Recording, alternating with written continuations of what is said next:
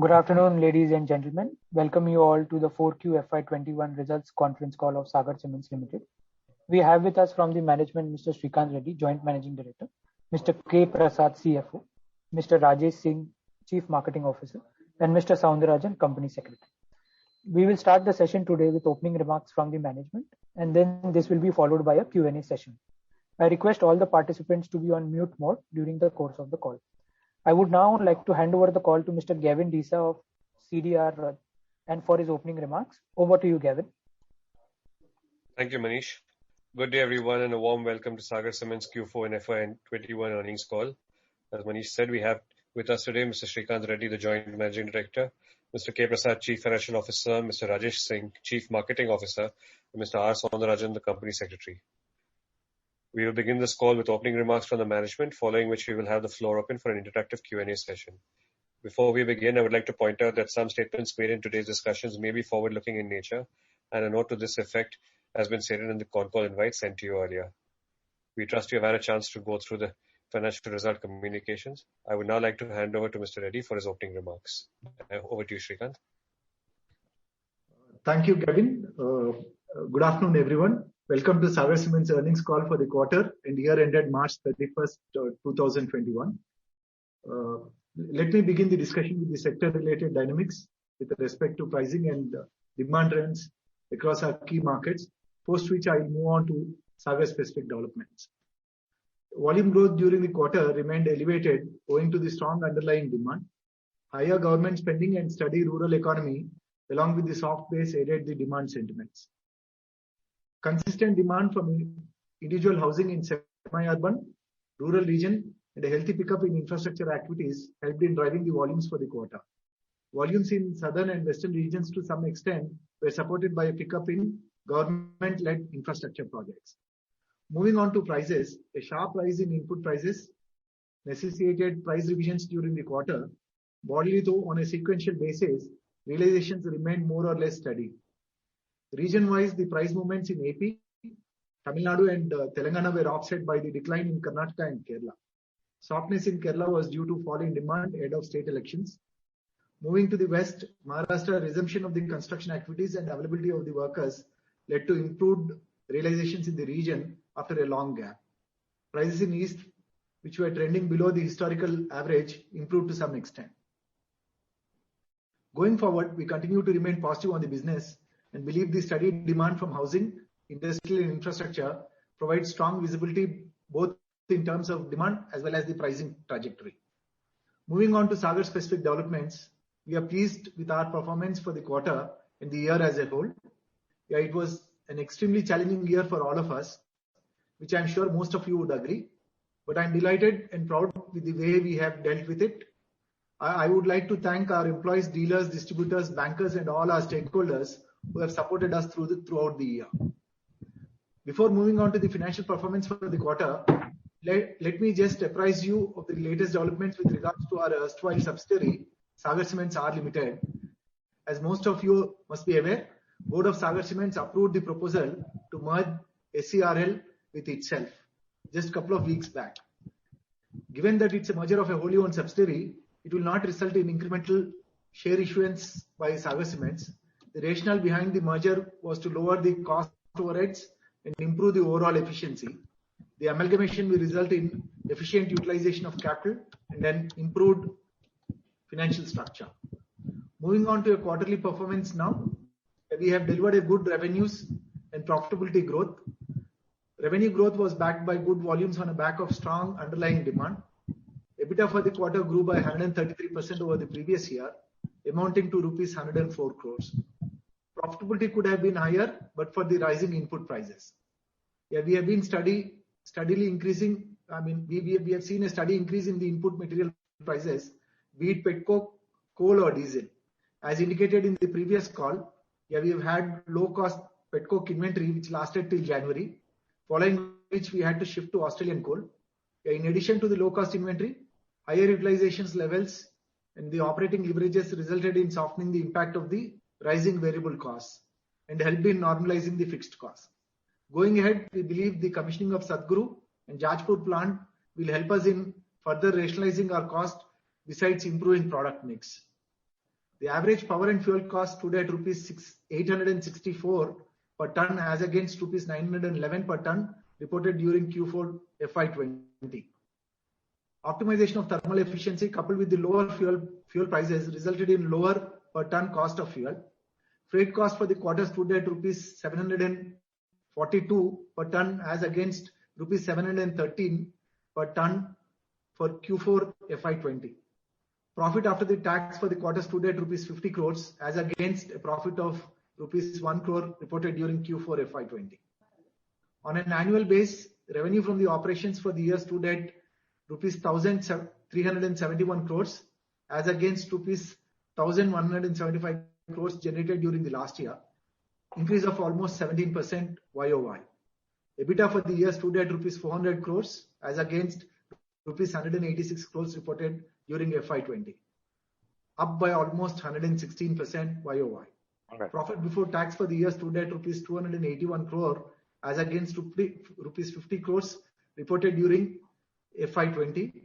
Profit after tax for the year stood at rupees 186 crore as against a PAT of rupees 27 crore reported during FY20. From an operational point of view, Mattampally plant operated at 61% utilization level, while Gudipadu and Bayyavaram plants operated at 88 and 73% respectively during the quarter.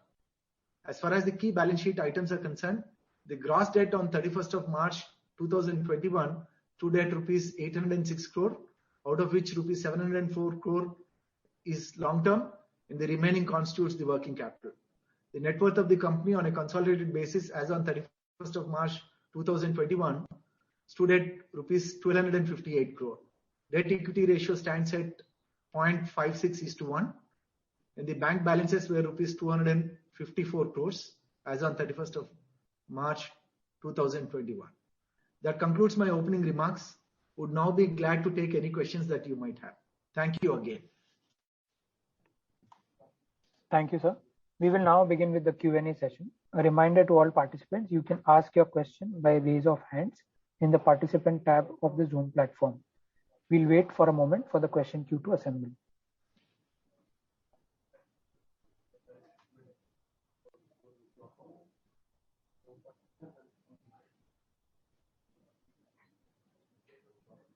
Our first question is from the line of Bala. You may please unmute your line and go ahead, please.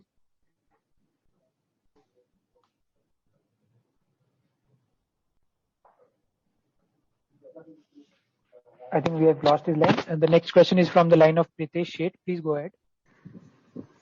Hi, sir. Thanks for the opportunity and congrats on the great year for Sagar Cement.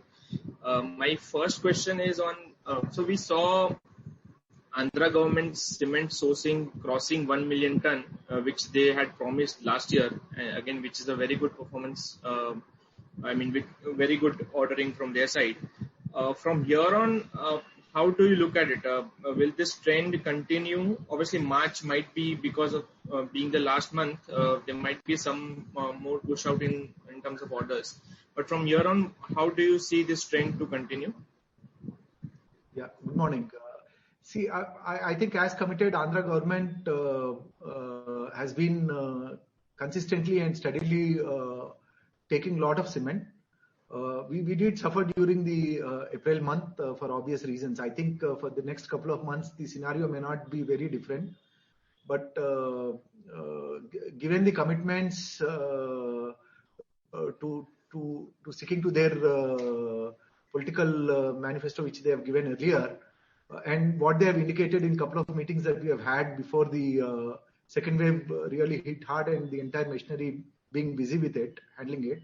Yeah, we think that in the current year, the demand from government should be more than doubling is what we think, Pritish. So we don't see a major issues coming from the Andhra government offtake. Right. And what do you see the impact of impact post the elections in Tamil Nadu and Kerala? Demand is going to continue again or might slow down a bit after that? See, I have to go only with the historical trend, sir. I mean, our experience in the past is 6 months before and close to 6 to 9 months post-election. Demand typically tends to slow down. But this time around, this is an unusual and very difficult times. So predicting how it will shape up would definitely be a challenge. Coupled with the regime changes in Tamil Nadu and the government coming back in Kerala, how the demand is going to shape up is anybody's guess at this point of time, given the second wave of pandemic, Pratish. So it's too soon for us to comment anything on the demand outlook for any of the states, leave alone these states. For any of the states, it's likely going to be a big challenging kind of an environment now. And predicting any number also would definitely be a challenge right now. We may have to wait before we know the trend lines to certain accurate. The only silver lining what we have seen is the lockdowns did not really make the dispatches to zero. There were some dispatches, which gives us some comfort that it may not be as nasty or as bad as the COVID second wave itself is. Right, thanks. So I think that was my second question as well. In terms of how are you seeing demand in terms of April and May? Has the fallout been very drastic, or it's still 20-30% lower than the numbers we saw in January, February? I won't compare to I would never go with the percentage drop, sir. The typical pre-March numbers would definitely be at elevated levels compared to the Q1 numbers. But the real impact we started seeing from 15th of April. From then on, we started seeing a steady slowdown in the overall kind of a demand. The only thing that we are happy about is that it has not come to standstill or zero. There are some dispatches which are happening, but the real trend lines we will only know probably sometime later. With the hope that the impact of COVID would start tapering down quite drastically from here on. So it's not that bad as last year, I would say. These are not comparable. Like last year, it was complete. It hit and everything was caught out of surprise. This time, probably some of the states did not impose lockdown so far, and some of them have been doing in a staggering way. So far, it did not come to standstill, but it has slowed down quite a bit. Sure. Thanks. So, and one last from my side, it's on the cost. So, have you seen a full absorption of whatever the cost increase that we have seen till now, like petcoke reaching to $130? See, in our case, we reached full high level. So far, in our case, we do fuel hedge for 6 months or 2 quarters ahead. So from last year to expected for the current quarter and the next quarter, we think the overall cost increase could be to an extent of 250 rupees, mostly due to the fuel prices. Fuel, when I talk, it's of the thermal fuel, and also because of the diesel price hike, it's only a matter of time when the diesel also will hit century. So these two, we think that we will start the overall kind of a cost increase by around 250 rupees per ton compared to the last year to the current quarter and the next quarter. That's what we think. Okay, compared to last year, not the last quarter. Sir, for us it's a weighted average. So if I have to compare with the last quarter, probably it could be only 175 to 200, but compared to last year, it could be 250 kind of a number.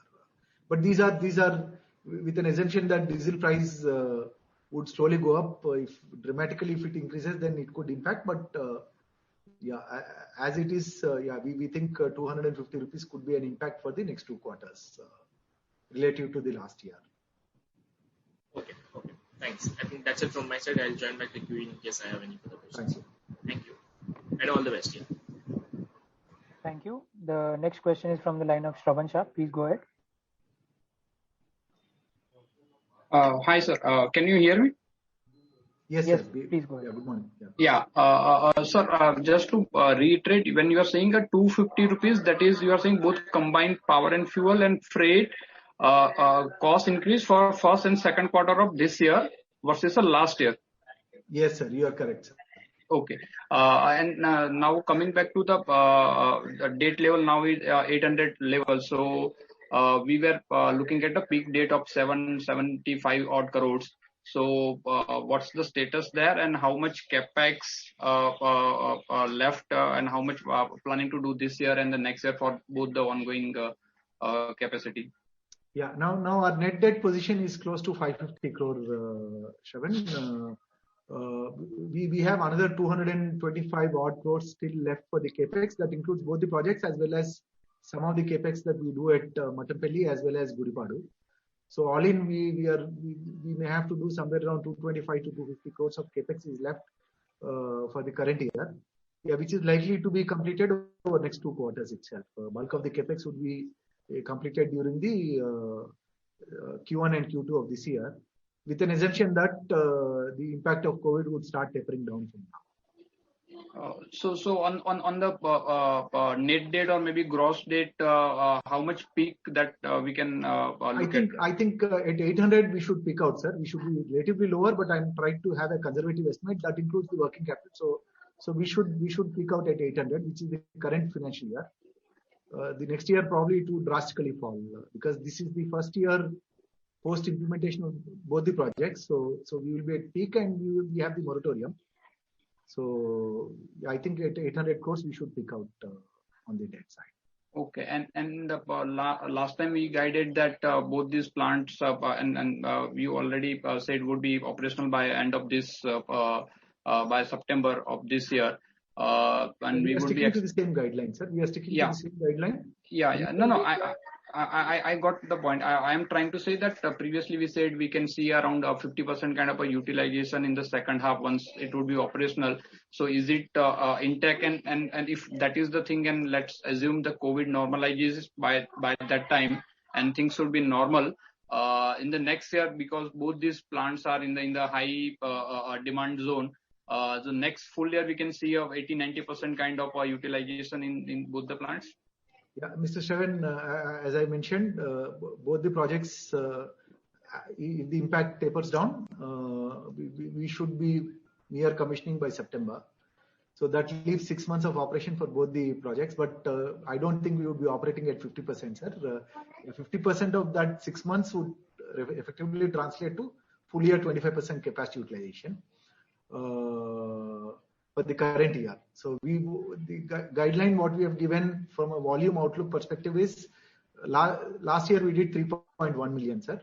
For the current year, what we have budgeted is around 3.6 million, where 3.2 million would be from the current or the assets that we have. The 0.4 million is what we are guiding for both the assets put together, with the 0.2 million coming from each of the asset. So that gives a guidance of 3.6 million for the current year at a consolidated level for us. Okay. Thank you and all the best, sir. Thank you. Thank you. The next question is from the line of Bala Murali. Please go ahead. Yeah, good morning. Actually, I would like to have some data on like capacity level, utilization levels of the existing. Yeah, we would be more than happy sharing it off the line, sir. In fact, the investor presentation, it does carry the utilization level of plant-wise, Mr. Balamurali. I think it is already presented in the presentation, but just in case you need more, we will be happy to share that. Yeah, thank you. And one more thing, as I see, actually, I'm looking this sector from few days ago, and as I see that the power consumption, the cost we are spending on power is the main factor. So, do you have any idea? Means any plans to shift to solar power from the coal generated power? Yeah, Mr. Balamurali, see, I appreciate if you look at the presentation and the integrated report of last year, you have 80% of our power is from our internal sources, sir. That includes hydro, that includes solar, that includes waste heat recovery, and also the captive power plants. Yeah, the cushion of 20% is always kept as an insurance kind of a thing, just in case as a fallback. But as we speak, 80% of our power is from internal sources, sir, or captive sources for ourselves. Okay, thank you.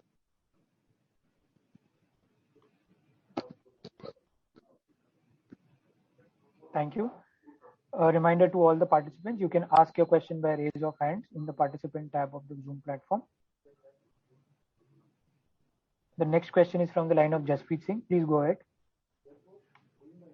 Yeah, hi, sir. Good afternoon. And congrats on a very good year despite difficult conditions. So my question was based on the early trends in April and May. What are you seeing? Are the larger cities, the smaller cities, and tier 3 towns as impacted as the larger ones? That's one. And within retail and institutional, is it the same? Is it like the retail is more impacted because again, that side of the pocket is getting more hit versus the institutional. So your comment on this too, please. Yeah, good afternoon, Jaspreet. See, Jaspreet, I think impact is across. I would not single out telling it's urban, rural, or semi-urban kind of a. Yeah, this time it has been nasty because I think it has touched all the near and dear. The offtake in these difficult times typically tends to be more with the institutional rather than retail, because lockdown and the understanding of how the schedule and all works did disturb some amount of retail in the initial phases in some of the states where lockdown was imposed slightly ahead of the other states. But as we speak, the institutional sale looks to be higher than the retail one, Jaspreet. I think like in the first wave or the first time last year, same time, it started with urban, but I think it is slowly spreading. But this spread this time was a lot more quicker, and it has been across, Jaspreet. So we did lose dealers. Some of them lost life. Some of our colleagues did get impacted. They recovered. Some of them. It's an issue which is ongoing. So the real impact, probably assessing that, it's too soon. Yeah, we only hope and wish that it doesn't get worse than what it has so far done. Okay. And got it. Thank you. The other one is this did I hear it correctly? We are looking at something like 3.6 MT versus 3.2 MT last year. We did 3.1 Jaspreet last year. So 3.1, yeah. Yeah, from 3.1, the budgeted number is 3.6. Out of which 0.4 is the two projects, the new projects, and 3.2 is from the existing. So my question was on that 3.2. What are you building in? What are your assumptions? Because the way situation is on the ground, right? So how are you? What's your sense in terms of the ease out or unlock, etc. Q1 moving up to Q2, Q3. How much do you think Q2 would be better versus Q1? Just to understand. Yeah, Jaspreet, just to remind you, last year Q1 also was very low, Jaspreet. In fact, April was 0. Right.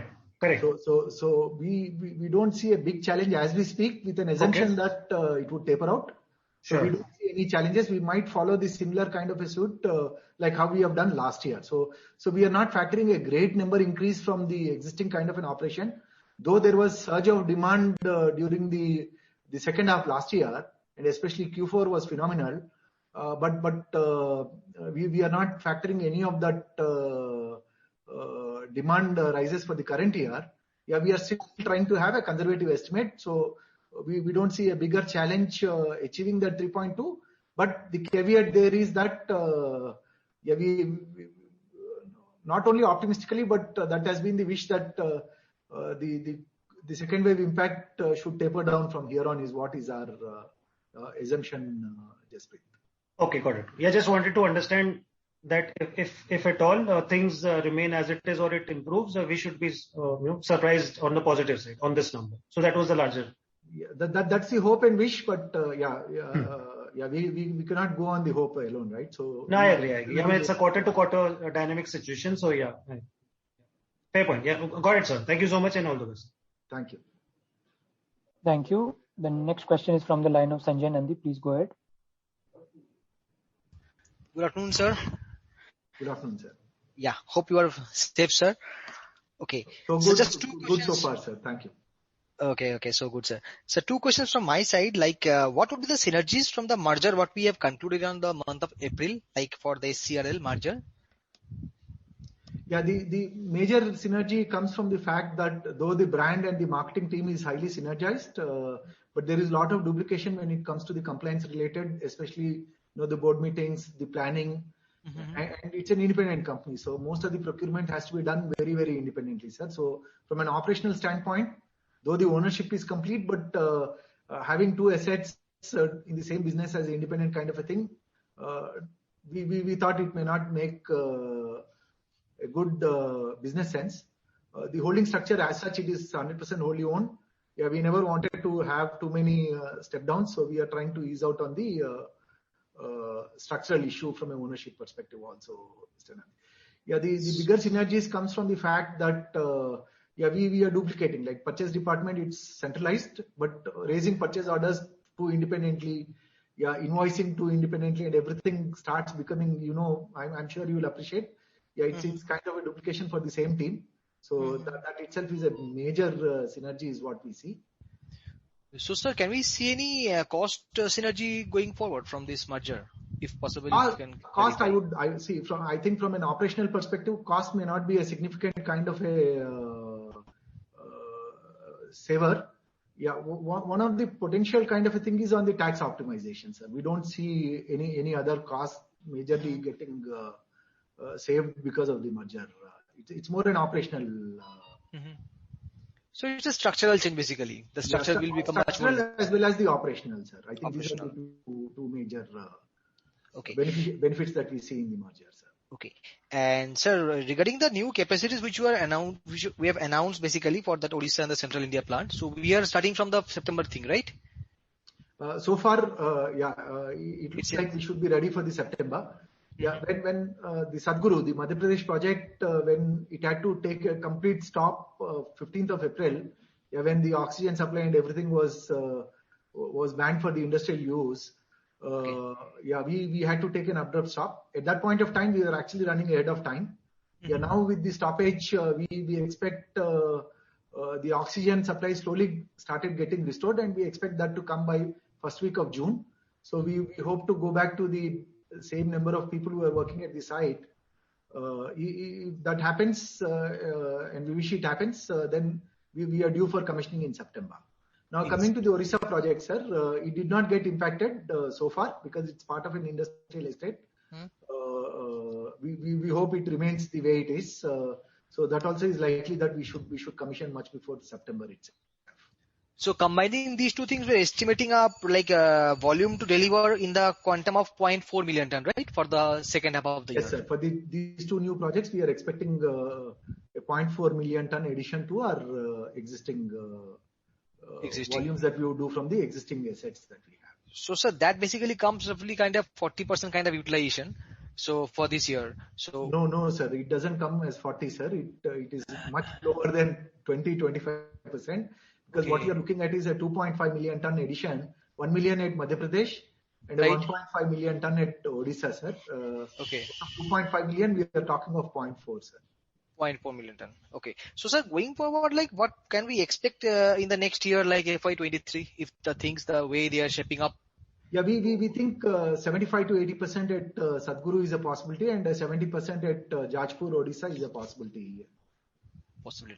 And from the debt front, sir, you just mentioned like we are still left over with 225 crore of capex. So if we are standing at a gross debt level of 800 odd crores, so like roughly 1,000 crores would be the peak debt, sir, right? Am I right, sir? No, sir. We on a net basis we are only at 500 to 550, sir. So gross debt may not cross more than 800 is what we think for the current year. After the payoffs. Yes, sir. Okay, sir. Thank you so much, sir. Back in a queue, sir. Thank you. Thank you so much. Hope you stay safe, sir. Stay fine. Please do stay safe. Thank you. Thank you. The next question is from Prateek Kumar. Please go ahead, Prateek. Yeah, good afternoon, sir. My first question is on cement prices. So there have been like attempts of raising prices, like in April, then in month of May. So, sir, how has been the attempt going through in the month of May? Have they been able to? Has the industry been able to take price hike? And as logistics now impacting the operations, which is helping the price as well? Yeah. Good afternoon, Prateek. I cannot comment about the industry. I can only comment about ourselves. Yeah, that's our job, sir. I mean, I think we have to realize whatever we think is the best possible thing that we can do. Yeah, the attempt is always there. In fact, the price regime took a slightly downward this thing last year from January, February. Yeah, the prices slowly started inching up from March till April 15th. From March or from February exit to March exit, I think there is a 10 to 15 rupees per bag kind of an increase that we have seen for ourselves. From March to April 15th, yeah, we did realize extra 10 rupees that we could get. From April 15th onwards, though there is, since the volume started shrinking, yeah, the clear direction that was passed on to our marketing team is to recover fixed cost increases that are likely to happen.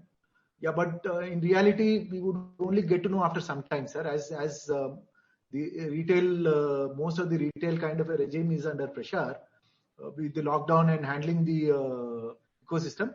The real increase in prices we will only get to know after some time, Pratik. It's too soon for us to comment anything. But the general trend has been on an upward compared to exit prices from March to April 15th to May entry.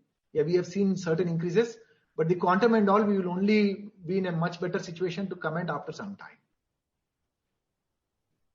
But at best, it would be rupees 10 or lower. Pratik, I do not want to take any guess, Pratik. I would rather wait because, see, during this time, the challenge was to survive rather than to look at these things. So most of the marketing staff actually went back to the work from home, and some of the dealers did get impact. As I mentioned even earlier, we did lose a couple of dealers, unfortunately, for COVID. So at this point of time, the impact assessment is still going on, but we will exactly be in a much comfortable scenario. Probably end of this month, we'll be in a much better situation to comment on this, Pratik. I do not want to make a wild guess on this, Pratik. I'm sure you'll appreciate that. And just one question, sir. You said that fuel, we have shifted our fuel to international coal. So what will be our fuel mix now? Yeah, Pratik, we have been shifting from petcoke to Australian coal. From Australian coal, now we would be shifting back to coke as well as US coal. So that's the mix that we have right now. Yeah, this is the mix that is available for us for next 6 months or 2 quarters, Pratik. So we have one shipload of petcoke that is arriving, and we already have one shipload that has arrived from an US coal perspective. So we will be doing the blend of these two fuels over next 2 quarters. And this factors 175 rupees increase from Q4 yes. Exit you mentioned. Yes, sir. You are correct. Thanks, sir. I'll get back to the queue. Thank you. Thank you. The next question is from Jashandeep. Please go ahead. Hi, this is actually Satyadeep Jain from Ambit, dial in using Jashandeep's name. Good afternoon, Mr. Reddy. Just a couple of questions on power and fuel cost. Firstly, we are hearing of force majeures in some ports after COVID. So as you see your some of these shipments you've hedged, are you seeing any impact on these commitments from these force majeures? Fortunately, no. We have the entire coal, the US coal, one shipload is already dumped at the port, sir. And the petcoke also is due. I think it's on sale. So far, we have not had any of these force majeure issues popping up. Okay. Secondly, as you look at the current cost of Australian coal, US coal, and petcoke, on a per delivered cost, on a per kcal basis, what's your sense of discount of, let's say, petcoke to some of these prices? And as you're hedging, are you currently hedging for the next, you already have hedge position for the next 2 quarters. Are you layering in additional hedges beyond? Is it possible to layer in additional hedges beyond these 6 months? And what could be, given where prices are, what could be the increase in cost beyond the next 2 quarters? So you already mentioned 250 rupees per ton increase in the next 2 quarters. How can we look at based on current prices beyond those 2 quarters? No, I think, see, our stated policy has been to hedge up to 2 quarters, sir. Beyond that, we generally don't hedge because it's too much of a financial commitment. For our size, I think 6 months is comfortable for us to look at the holding. beyond that, it will become far too expensive in holding costs itself. So now coming to the futures, we are too small to analyze that, sir. The current trend has been flattish. It went up by 15%, and the trends are there. It is more or less sticking to that. So far, fortunately, we have not seen any incremental kind of a cost increases or the procurement cost increases on that beyond 6 months as we speak. But we will know this only a quarter ahead of time, sir. 6 months is too long a period for us to talk about what is likely to happen on the fuel side beyond that. And what could be on a relative basis right now on a per kcal basis? Sir, I think we indicated that in our presentation. Okay. But it's right now at 1 rupee 40 paisa, sir. More or less, petcoke, imported coal, Indian coal, more or less, they are all in similar kind of a band. In our case, Singareni coal still looks to be slightly lower. Yeah, we are even blending the domestic coal. So it's for us, fortunately, Singareni did not react to the international prices so far. So over 1 year, the prices of Singareni coal remained flattish. So given that scenario now, the petcoke, imported coal and domestic coal more or less are in the similar kind of a band, sir. Okay. Thank you. Thank you so much. Thank you. Thank you. The next question from the line of Gaurav Birmiwal. Please go ahead. Hello, sir. Thank you for the opportunity. Sir, I had one question on your realization. We are seeing a 4% quarter-on-quarter drop in realization, which is slightly higher than some of the pan-India players, what they've reported. What can be the reason for this, sir? Is this a South phenomena, or is it a result of your trade mix or something else? Yeah, good afternoon, Mr. Gaurav. Yeah, this is a function of product mix, market mix kind of a thing, Mr. Gaurav. I don't think this is an apple-to-apple comparison. The trend lines, as I mentioned earlier, the January and February, the prices actually declined. But that alone was not the reason for the drop in the realization. Yeah, in our product portfolio, we have GGBS, we have PPC, we have PSC, we have OPC, and again, we have different market mix. So it's highly dynamic kind of a scenario. Yeah, as mentioned earlier, there was a price drop during January and February. Not only for us, but I think that has been the case with most of the markets or the markets that we operate. And when we have to compare ourselves with most of the peers, highly unlikely that we have a similar kind of a peer who would do on the same either market mix or a product mixer. I think it's a combination of various things, Mr. Gaurav. Fair enough, sir. Thank you. Thank you. The next question is from Bharat Sheth. Please go ahead. Hi, thanks for the opportunity, sir. Sir, two questions. How much, new capacity are we seeing in our core area, Andhra, Tamil Nadu and surrounding market, which is likely to come up in your next 2-3 year time? Yeah, 2-3 years is a long trend, sir. Let us look at what is likely to happen in the current year. Yeah, I think Ramco in Kalamkundla is due for commissioning. The grinding plants of Chettinad and the extension of or the expansion of the grinding plant of Penna in Krishnapatnam and the Chettinad's grinding plant in Vizag are likely to happen in the current year in the regions that we operate, sir. Orissa, I think we are due in September. Along with us, there are a couple of other grinding stations that would ramp up. Probably would be the last to commission, but there are some ramp up possibilities in the Orissa region. Okay. So, second question now, some of the player, from the south market are using, container rail route for dispatching over a little longer distance. So, any comment on that? How we are seeing that trend developing? No, I think, sir, logistics itself is a huge subject, sir. I'm sure people would use all the possible modes to do the transportation. typically in our experience, sir, inter-regional movement, typically we don't expect it to dramatically change.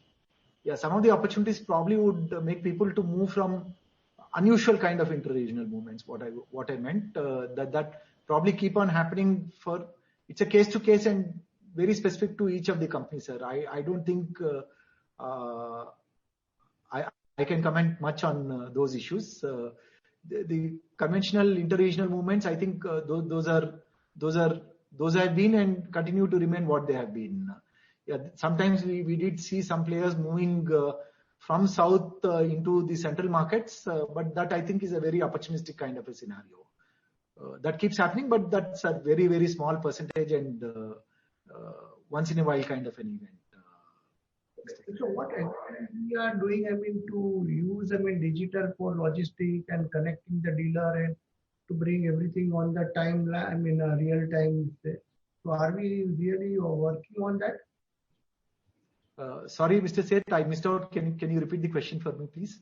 Using a digital, tracking the demand and remaining in touch with the dealer on digital platform and even logistic also. So to make it, more efficient and bring down the logistic cost also. So what exactly is our thought process on that line? Sir, we are one of the most sophisticated cement plant in India. I do not want to comment anything more on it. Yeah, digitalization did help quite a bit, both in manufacturing side as well as on the distribution side. Yeah, we are one of those companies which are in forefront of usage of the technology, sir. Thank you very much, sir. Thank you.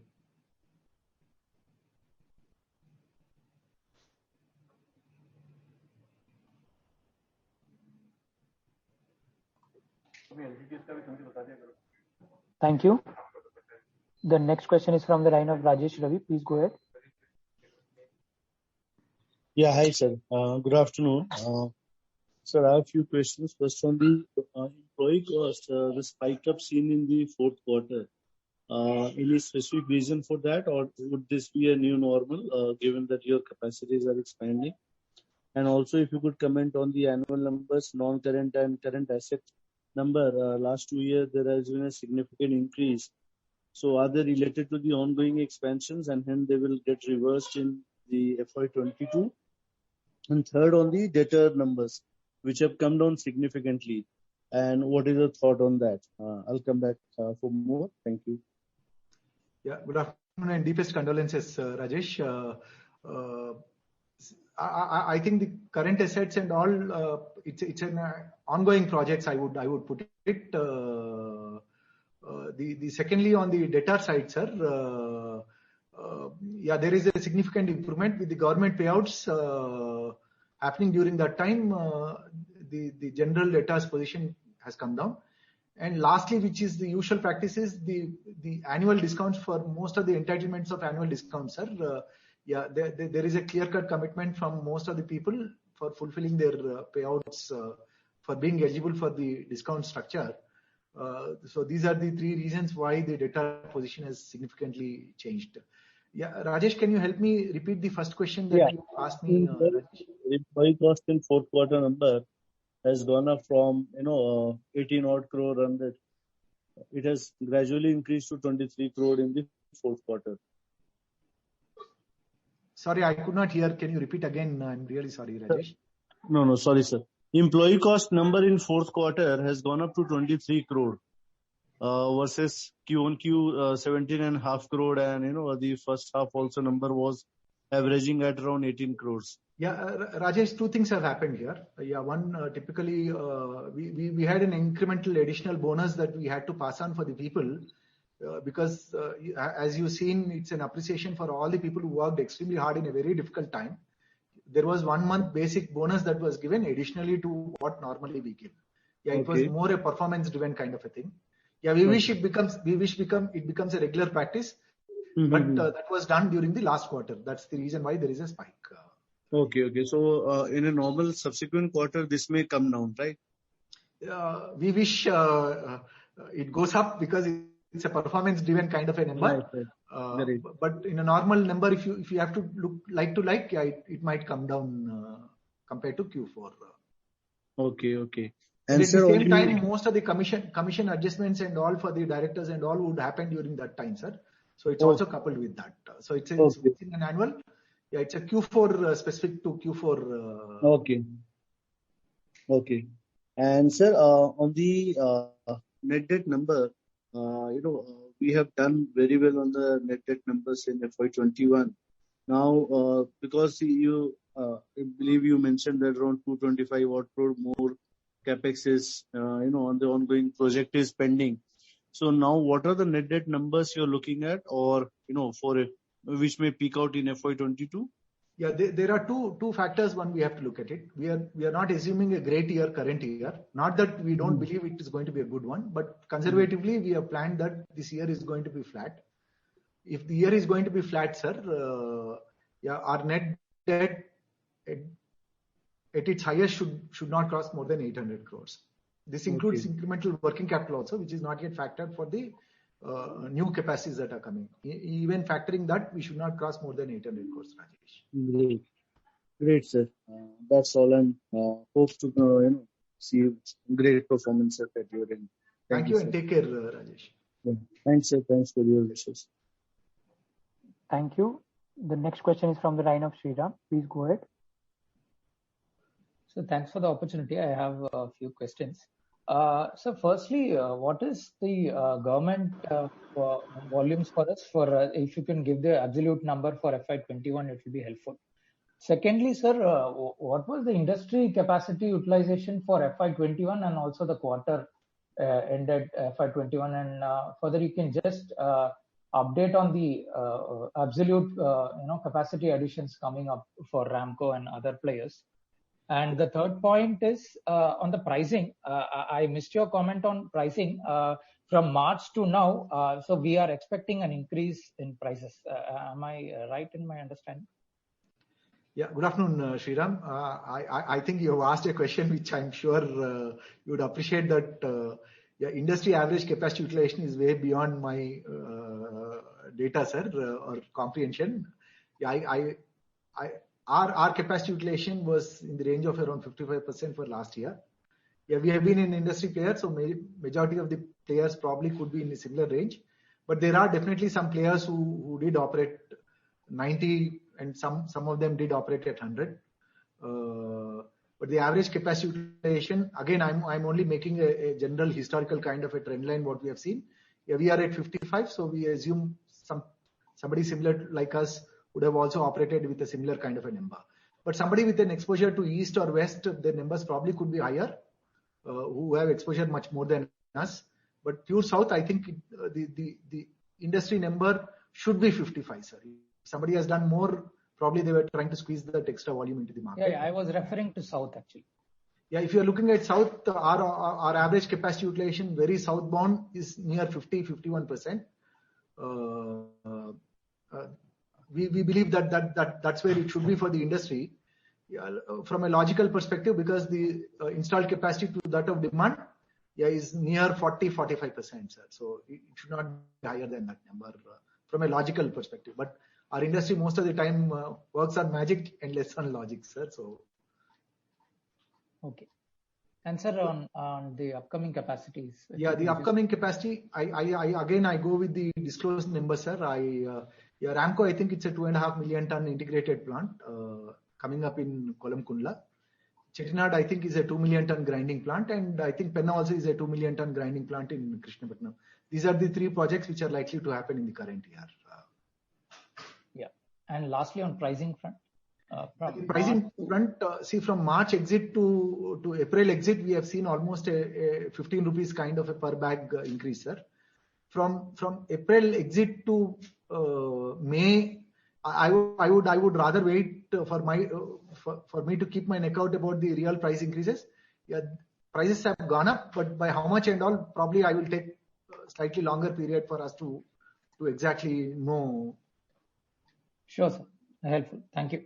Thank you, Mr. Sridhar. Thank you. The next question is from Vaibhav Kapoor. Please go ahead. Yeah. Good afternoon, sir.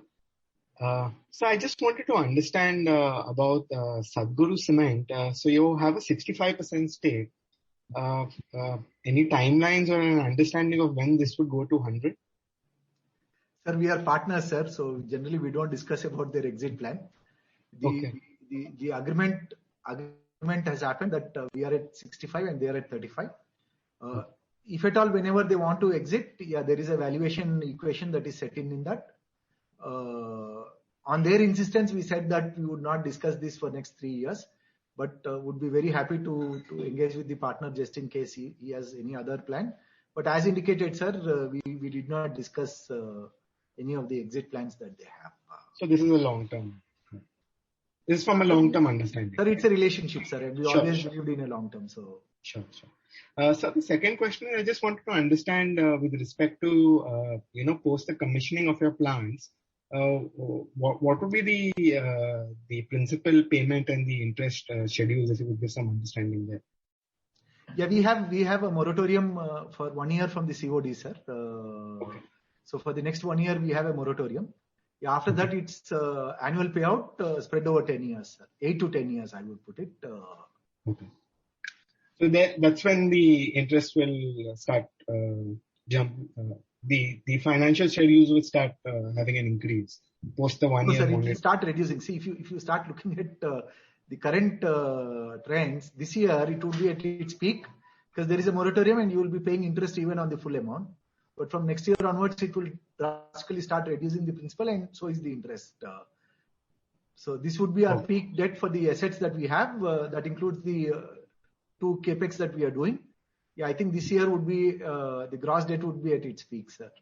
So yeah, and you will definitely get some cash flows that would come for this 1 year or so. Yeah, that's the only reason why we end up adding the capacity. Sure.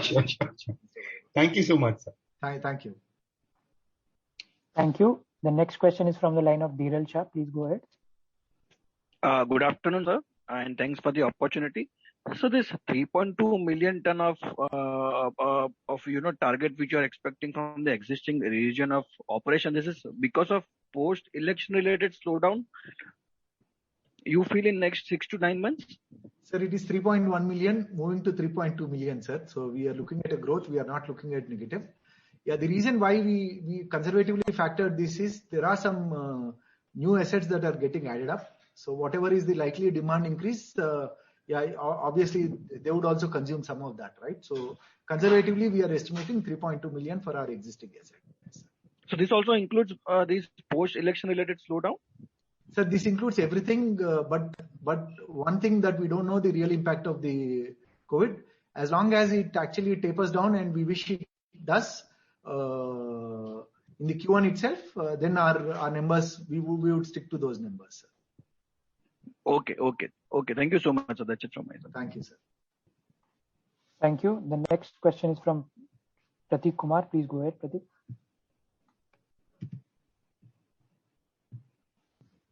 Yeah, thanks for the follow-up, sir.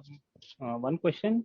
So our profit per ton, like a profitability has been like sort of, earlier part of FY21 benefited from prices. But on an absolute EBITDA basis, we did a phenomenally stable EBITDA in Q2, Q3, Q4. Like going forward, while it's very difficult to project, but annualized profit per ton, what is the right profit per ton you think would make you happy? As a industry participant in AP market. Last year also made us happy. We would have been even more happier if it was even more. So what makes us happy is the highest possible number that we can achieve. But we have to be realistic about what is likely to happen. Yeah, we did 400 crores, sir, with 3.1 million. We hope to cross that even with an increased volume. But these are all conservative estimates that we look at it. Not for a minute we are trying to assume that prices would come down or volumes would come down. But these are the estimates that we generally work with because your planning would be much better. But anything more than what we have done on a specific per ton would keep us happier. And our intent is to go on to achieve those kind of a thing. But that's not in our hands alone. It's a very, very dynamic and market kind of a driven kind. From a cost perspective, we are reasonably there most of the effort, and it's an ongoing kind of an effort where we feel that the blending would improve. So with the blending improvement, we think that our cost structure would become even more lower than what it has been so far. I'm sure you will appreciate we are one among the lowest cost producer of cement, in spite of having a constraint of less than 45% being our blended cements. Yeah, with these two projects, we think that our blending percentage would go up sharply. So with that, our overall cost would further come down. So it might add up to our margins is what we strongly think, Pratik. So my question was more in the sense that last year, when we, in the first quarter, we did near 1600 EBITDA per ton. But that time it was more optical, Pratik. Right. Volume, and it was very, very narrowed down to the close by markets, and pricing also was very good. Yeah, I mean, Q2 prices were bad, but we started spreading out. So once you start spreading out, obviously your freight and everything would take away that margin. So that as your volumes increased, we started spreading to all the markets which we have historically done. So prices did come down, but that alone was not the contribution for the lower. It's also the freight increases and the market spread also was higher. And even the product spread also was higher. Pratik. Sure, sir. I'll take it offline. Sure, Pratik. Thank you. Thank you. The next question is from the line of Ash Shah. Please go ahead. Good afternoon, sir. So first of all, congratulations. Second, I have couple of questions. So first one is, just the way we merged SER with the company. So is there any plan for merger of Jajpur going ahead once the capacity is online and it's commissioned? Yeah. Good afternoon, sir. Yeah, the intent is very clear, sir, that we want to keep the structure as simple as possible. So any opportunities that we have, we would rather consolidate. I mean, that's a stated kind of a thing. We want to simplify the structure from a management, from a visibility, from all the stakeholders' perspective. It makes a lot more logical sense. So we would pursue that option, Mr. Shah. Okay. And second question is from the medium-term perspective. So as you have mentioned in your presentation also that you expect to become a 10 million ton by FY25. So have you shortlisted on any location, or if you could throw any light on what is the next phase of CAPEX, given that this is going to get over in the next 6 months? Yeah, sure. Just to give you a background, yeah, one of the group companies involved in the advisory side of the cement business, sir, called RV Consulting. They are very active in technical as well as the business side advisory of the business. So I would at this point of time not like to comment, which is very speculative in nature. We do have a couple of options, sir. But at this point of time, yeah, we are busy with these two CAPEX that are coming up. As and when they stabilize, I think we have time, right? It's a long term. I mean, it's a stated thing that we want to become a 10 million by 2025. I think by middle of this year, the financial year, we should have commissioned and reached from 5.75 to 8.25. Yeah, we don't see a big challenge for us to come up with that capacity over next 3.5 to 4 years, sir. So we don't see that as a challenge. Yeah, there are a couple of options that are being pursued, but none has reached to a stage where we can start sharing with all the stakeholders. And be rest assured, sir, we are those organizations which would be very happy coming to communicate as and when it reaches to a stage where where it's due for decision making. We would be happy to come back to you and tell you. Thank you, sir. As and when it is due. Thank you, sir. Thank you. Thank you. The next question is from Sanjay Nandi. Please go ahead, Sanjay. Sanjay, please unmute your line. Yeah. Thank you, sir, for the follow-up question, sir. Sir, just two questions. Just to mention, we have a blend thing which will get improved going forward for this Satguru and this Odisha plant, which will again further improve our cost. So kindly please help us in getting known, what is the current blend ratio for the existing plant and what would be for the new plant, for Satguru and Odisha? See now, sir, I'm sure we would be very happy if you could send the query to our CFO. You'll be happy giving each unit has its own different blends, sir, because Vizag is right next to the slag, so their blend ratio is very different. At a console level, as I mentioned, it is close to 44%. 44%. Now Madhya Pradesh and is in a place where we have the fly ash available, and the market also has good demand for the blended. So there our target is to be more than 80% blended. And Jajpur, as you know, that it is part of the steel industrial estate, Kalinganagar industrial estate, where you have all the steel plants. So the target there also is to make the slag-based cement, either it is CC or the PSC. So even there, the blending, there the target is to do only 100% blended cement. So with these two assets coming on board, we think we should be crossing at a console level more than 50% of our product to be on a blended side, Sanjay. So, sir, if we are shifting from 44% kind of blend from my overall console level to 50% kind of thing, so what kind of incremental or cost savings we can guide going forward, sir? Any rough figures if you have? It's a tricky issue. Yeah, cost could come down, but they may not directly translate into margin. Okay. These are two very independent kind of a thing. Cost will definitely come down because obviously you are using low cost blended material, so cost would fall, sir. Especially if you look at the power and fuel cost, the more you blend on a per ton basis, you will definitely start coming down quite significantly. Okay. And the second question, sir, from the Sadguru plant, like we are having a 1 million ton integrated plant there, right? Yes. So what is the, sir, like prospect like from that plant to implement or increase the capacity? Like what kind of limestone reserves we have for that? So we have 75 to 80 million tons of limestone. I don't think that current limestone mines would support more than what is already there, sir. As we speak, with the current existing holding on the mines that we have, I don't think we would be expanding because we believe on a long-term deposit life. So I don't think we would be squeezing one more line in that particular location, Mr. Sanjay. That location. Okay, sir. That's it. Thank you so much, sir. Thank you. Thank you. As there are no further questions, I would now like to hand over the call to Mr. Srikanth for his closing comments. Over to you, sir. Yeah, thank you. As always, appreciate your time and interest in talking to us. Sincerely thank you for participating in our call. Yeah, kindly stay safe, stay home. Let us hope we'll come out of this pandemic at the earliest. As always, we would be more than happy, both at Sagar as well as CDR, to address any of the questions that remain unanswered, or if you're looking at any information on us, please do connect. We would be more than happy sharing whatever we would have. Thank you again. Stay safe. Good day. Thank you all the participants for taking out time for this call. You may now disconnect. Thank you.